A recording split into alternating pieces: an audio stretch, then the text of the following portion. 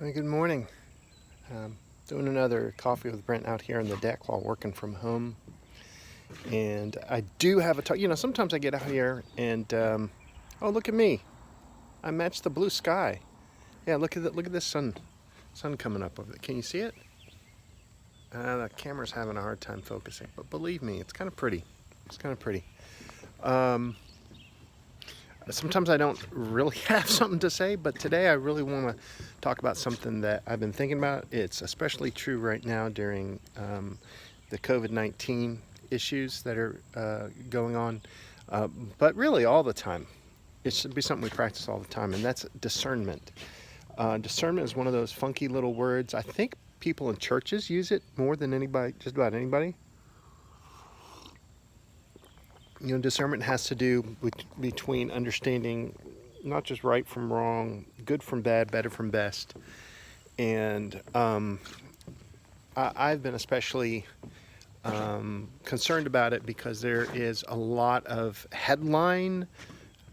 First of all, social media has changed the way we consume news, I think, because, well, the internet.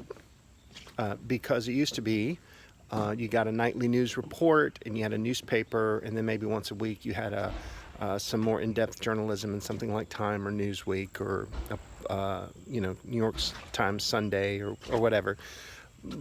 But then we had the 24-hour news channels, and stuff gets repeated over and over. And just the 30-minute news cycle that Ted Turner brought us with headline news is something that it makes things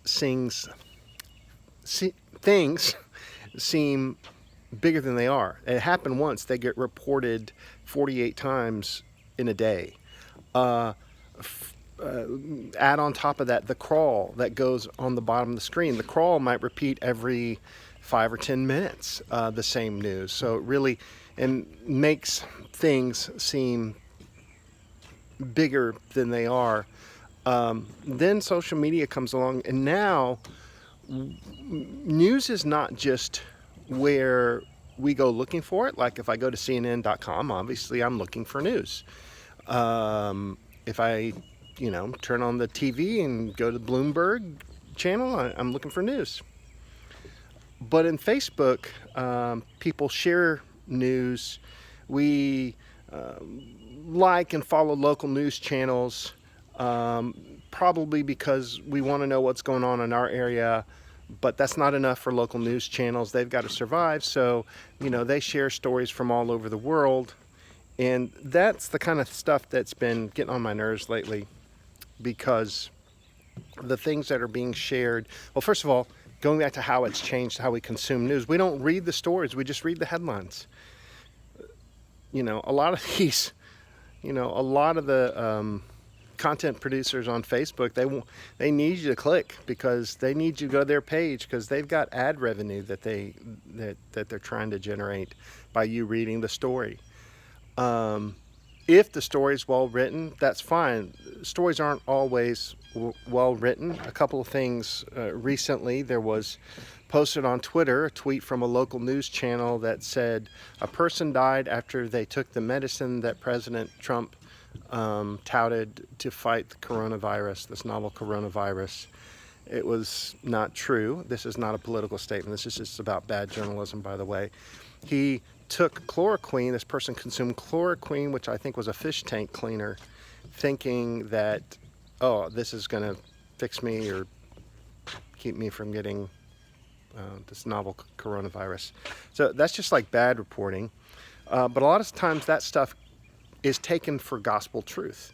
Another story was about RNA samples, or traces of RNA of this novel coronavirus being found on surfaces in the Princess cruise ship 17 days after everybody cleared out.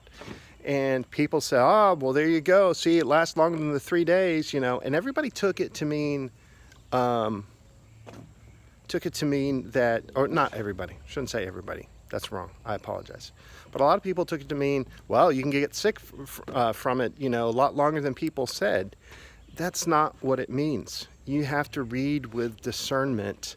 I found it to be irresponsible reporting because it didn't tell the whole story. All it just says is that traces of ribonucleic acid, the genetic material, could be found. It doesn't mean the virus was alive and kicking and ready to infect somebody else. So there's a lot of information like that. There was a few weeks ago, there was a story that said 25% of individuals could have reduced lung lung capacity after all is said and done, even if they survive. All right, let me break down that. If you read the story in the actual, it was not an academic study. It was an anecdotal. See, and that's the thing. You have to be very discerning with anecdotal stories. Anecdotes are anecdotes. They're not evidence. They're just anecdotes. Now, if you get enough of them, it warrants trial and warrants a hypothesis that can be tested.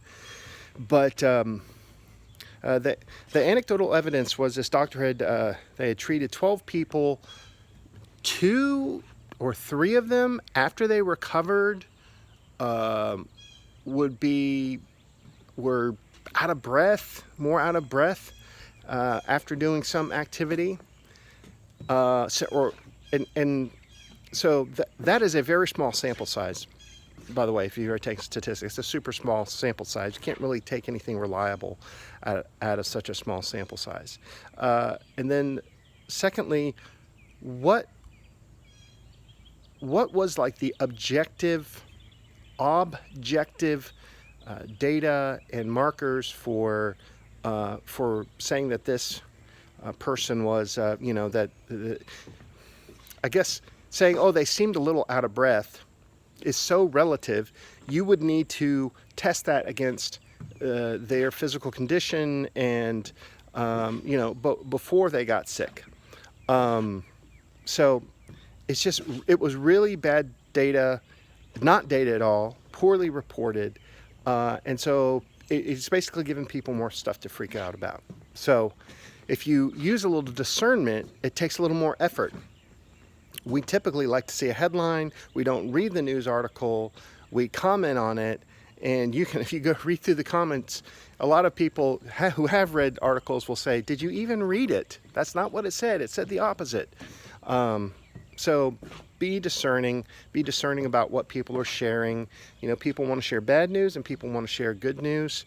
Let's just be real and tackle this thing, and we'll get through it, okay? Peace. Love you all. I do. I'll talk to you later. Bye.